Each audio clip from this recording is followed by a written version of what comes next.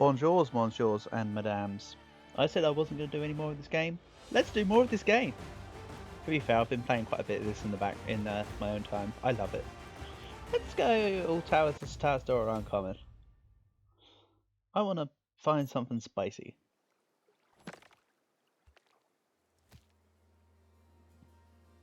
You know what? I like this. However, I have with interacting with this, I have found a feature that's that's a little deceptive of it. It says, if the damage of the selected tower is less than 5, damage becomes 5. If the hit points of the selected tower is less than 5, hit points becomes 5. You can use the forge one time per turn with each tower. Cost 5 gold. Right? The last bit is the caveat. Cost 5 gold. Let's see what happens when this round is over. Because I think you'll find it's not cost 5 gold. The unit itself costs 5 gold, but the upgrading doesn't. See, it shows cost 5 gold, but it indicates that would be for anything because it specifies it in the description. If I go to, you know what, let's say I go to, I don't know, 4 gold. Okay. That means I cannot use this button. What about if I instead actually go to 1 gold? Oh no, I can't use this button. Oh wait, it lies. The cost is actually 1 gold for the ability. So, it's not quite what it has written. It's a really nice tower. I actually quite like the Forge Tower. The ability to bump up all of your subsequent towers to have the baseline 5, and then it scales 5 every level, so it becomes 10, then 20, then 25. So far I've had, sorry, 5, 10, 15. So far most have had a level 2 Forge Tower, so I made all my units 10, 10. But yeah, I'd quite like the glass tower to be that. So yeah, it takes 1 gold. You have to factor in the cost of the 1 gold for the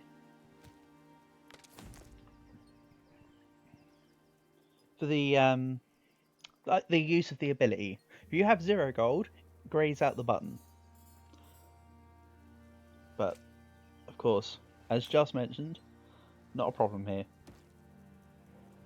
The reason why I stuck the Forge Tower in the middle is because I don't actually know what units I want to place. This is literally me going, hey, I want to make another eat video. What do I feel like doing?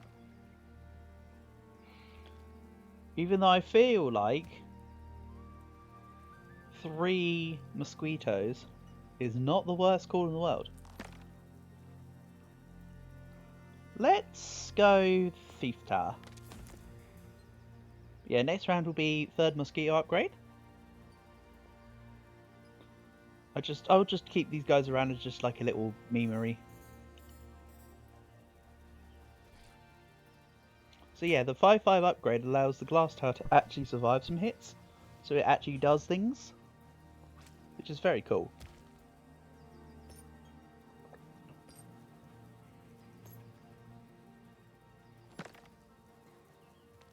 To a certain extent. Okay, I can either roll and take another tower, or I can use the forge button again. The answer is simple. Use the button.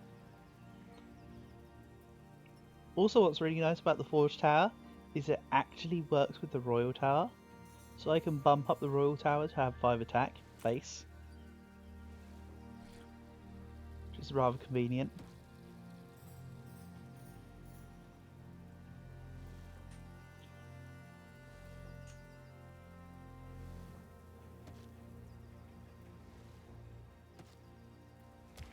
So yeah, most of until the boss comes along should mostly be covered.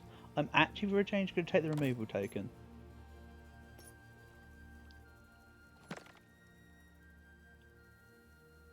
As while I don't necessarily have an idea, I have a rough idea of what I want to achieve, I think.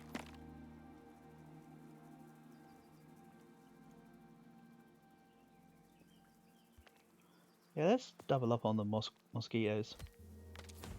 That's good.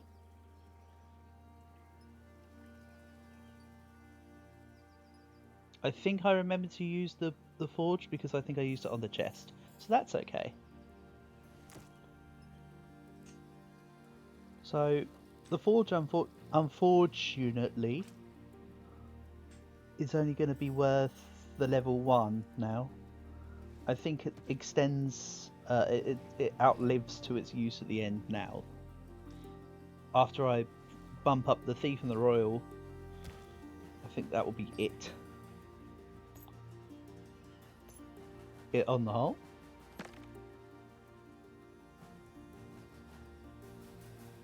So I plan to increase the Thief Tower and the Royal Tower. I like the idea of getting a level 2 glass tower though. Getting 2 attack every turn is a lot nicer than getting 1 attack every turn. It's double the scaling speed after all.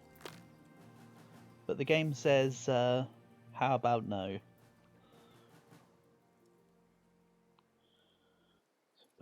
I'm kind of tempted to Iron Tower and just feed units because I've gained removal tokens this time. Something I don't often do. Oh, let's see how it works.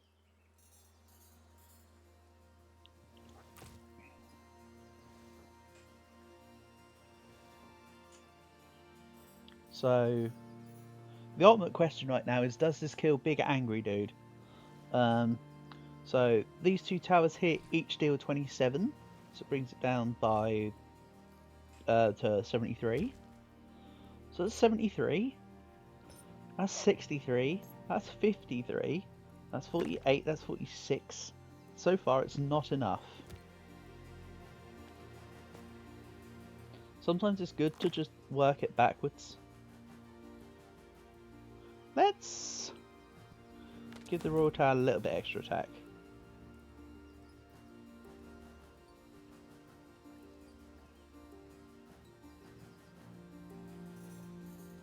Yeah, I'm about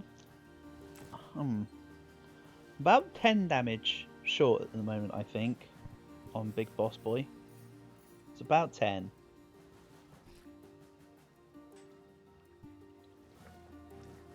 Roughly. So I'd like a level up on the Iron Tower. Possibly. I don't know if I'll have the time. Again, I'm not going to use it on the Iron Tower anymore. I think the Forge Tower has outlived its purpose. If I can get the Iron Tower right now, i.e., when I say right now, I mean including next round. If I can get the Iron Tower before the boss kicks in, this Iron Tower is going to be absolutely insane.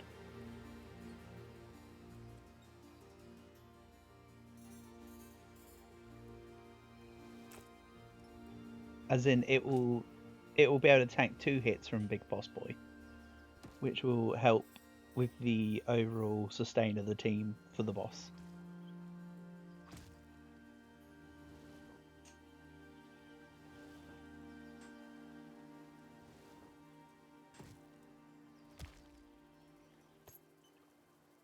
Hopefully I roll 9 towers straight away because I do plan to take a rare tower. Not quite straight away. Not quite straight away. Nowhere near straight away, rip. Anyway, level 3. So, drops it down to... I can calculate it now. That's 82. And this is actually 16 damage, don't be fooled. So that brings it down to 66. As discussed, these two equal 27. So it brings it down to 37, 32. And this will be able to take... So if it's the 32, this will be able to take a hit, and it brings it down to 26. Then it's another hit, and then another hit. Yeah, this is a win. This is a win. So realistically, the big dude will die at the chest tower, I believe. Oh, add 2 to the calculations. I forgot to account for the +2 on the glass tower. Everything else is pretty much on point though. But yeah, this will probably die at the Iron Tower now then. Yeah, not maybe, it will. Thank you. See you later. So, I can either give a tower annoyance, I can gain an extra tower slot, or I can improve the uncommon and rares. I'm really leaning towards this annoyance. Because that glass tower do be scaling quite nicely. I plan to remove towers, never mind gain another slot, so here's the tower I want. Consumes the tower on the right at the end of the turn. Receives attack and hit points of the consumed tower. And then if this tower is permanently removed from the field in any way, its hit points and damage are evenly distributed. So, I want to see how these two interact. This is my first time I'll be using the slime tower as well. So, this should be interesting. Oh my god, I've just noticed it's just a block. And then he's just got like little eyes in the mouth. That's cute. So, with the Iron Tower gone, this has got 100 hit points now. So I think... Oh, I forgot to remove the Forge Tower. I didn't want the Forge Tower to take any of the stuff. Oh well. So the Slime Tower consumed it, took all of the buffs, and then took an even distribution of the buffs on top of. Interesting. Very interesting. But now this slot is permanently going to be consumed by the Slime Tower.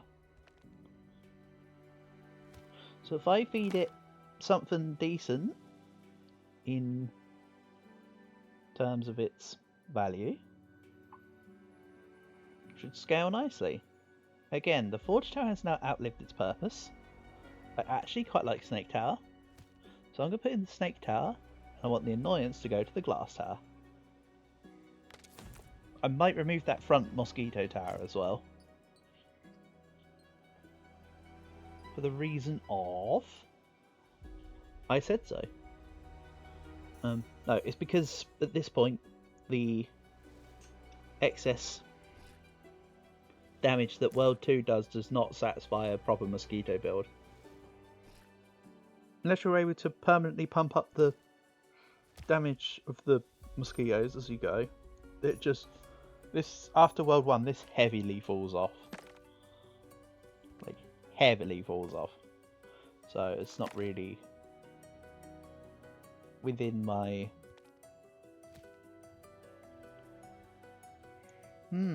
After being destroyed, damages all monsters on the screen for 8 damage. I wonder, because these guys should spawn in first and then it consumes the tower? So I think I can immediately go kapow and gain a lot of attack? Or am I wrong? Consumes? But it doesn't explode, it has to be destroyed. Okay. It specifies destroyed because it has to be via contact. Which makes sense. I was just wondering if he could gloop it.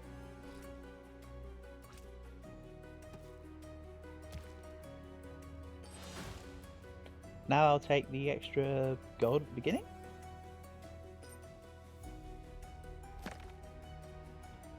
I would like this to be a level 2 glass tower if I'm honest. Also, bladder towers are quite a nice buy. For the slime tower.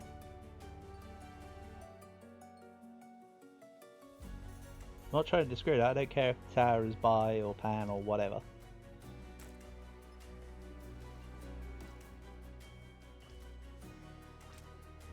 So for those that haven't seen it, the Snake Tower both reduces the damage that the monsters deal and increases the damage that they take by the value posted on the side of them. But the value goes down with each attack it deals. So now this will deal 31. And then it would have ideally dealt 30. And again, it was 31, then 30. Despite the fact that it's a 28 attack tower. It adds the Snake Tower in.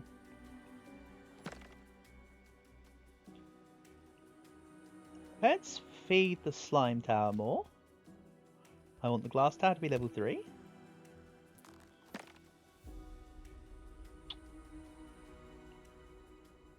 And I think that's it for now.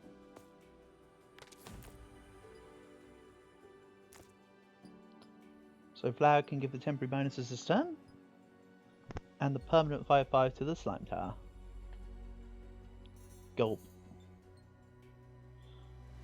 So, I'd like to see an upgraded Slime Tower. I assume that it will scale similar to the Obsidian Tower, where it will say to receive attack and hit points plus 25%.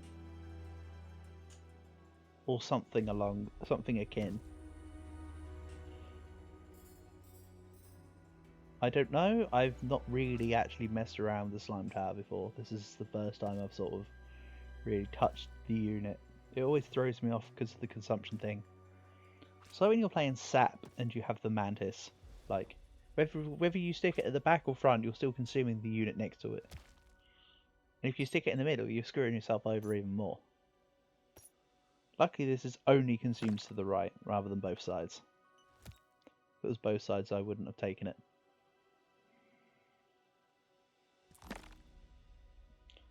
I would like the Snake Tower. And I did not feed the slime this time, but that's fine.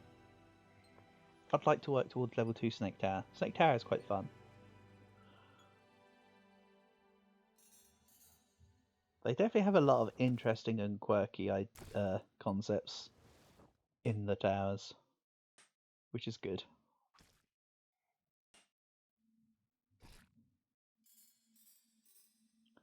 It's also fun to see a game which has the poison mechanic, but makes that poison both weakens and vulnerable, and makes them more vulnerable. Like normally poison just does either reduces defense or reduces attack. It's nice to see a game in which it does both. Also, because it's a snake, it shouldn't be poison, it should be venom. Poison is ingested, venom is injected. They both count as forms of I believe it's just referred to as toxicity for poison and venom. What am I rolling for? What do I actually want? Ladders. That's right, watch. So ladder levels up every time. So if you get ladders together, you can super stack it real quick and just nom the slime tower. Now the slime tower just gets all them benefits.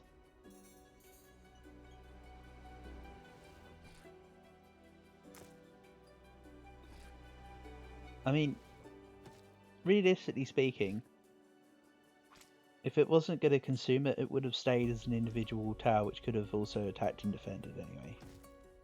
So that's why that's why I'm always hesitant about the slime tower, because it's essentially -1 tower slot. It just feels like a bit of a, if I may say so, a sus unit. If I may not say so, tough luck I just did. This is where they're starting to pull in. And I don't necessarily have the appropriate... Ah! This is a good reason to have the removal tokens. I'll have a bear. If any tower is permanently removed from the field, bear tower permanently receives the damage and hit point of the removed tower as a bonus. So that's your synergy.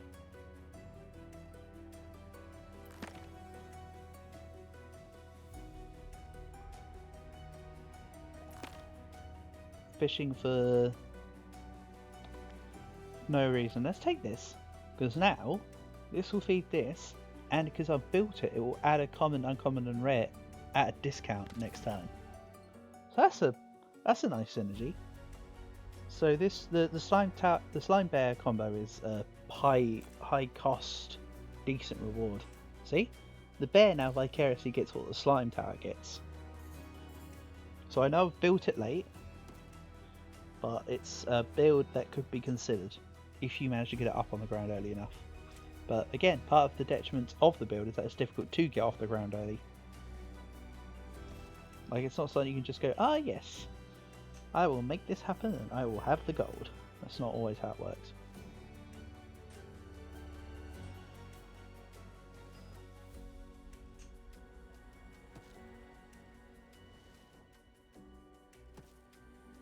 So this is a loss. Pow. That's fine. I think that could be expected for the next couple rounds. But I quite like. I might still keep the video of this anyway because I quite like the concept of what this shows. My execution of it might not be very good on this specific version, but the actual what it can do is there. What's that I'm looking for? The potential. That's right. The potential of Slime Bear is quite good. I just don't think anything's going to stack up to the other two builds I've made videos for. I just feel that during this demo version, they're going to be the strongest go-to builds. Like it's the either of the builds are I haven't completed the game, I haven't won the game yet, and I need to find something that will win me the game. Unfortunately, that's about as good as it gets for the game at the moment, until the full game comes out. So I think they I think they managed to get to the Auo Tower with this. Oh, I don't think I know. That's a destruction again. But it's fine. As I say, I think I like this run enough. Because this is a combo that I haven't considered before, but I like the demonstration of what it could achieve. If I'm honest.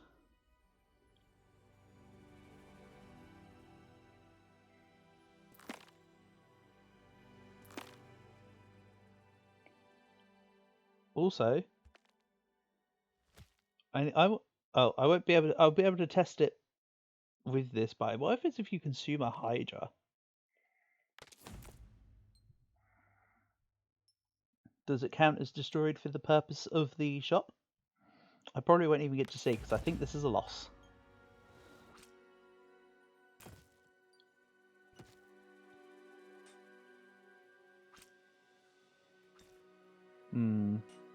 Yeah. This is just about a loss. It's close though.